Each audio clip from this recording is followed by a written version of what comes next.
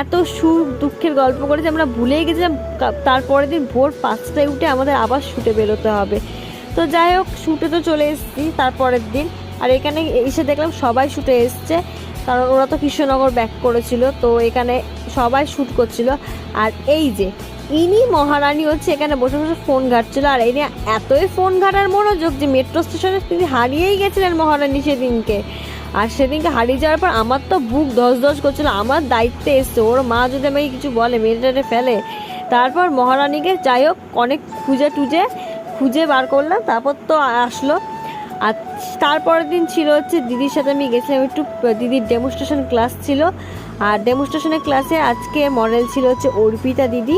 সবাই জানিও দিদির আজকের লুকটা কেমন লাগছে। আসলে দিদি আজকে করেছিল হচ্ছে মুসলিম ব্রাইড। দেখো কত সুন্দর সাজিয়েছে দিদি, আমার তো হেভি লেগেছে।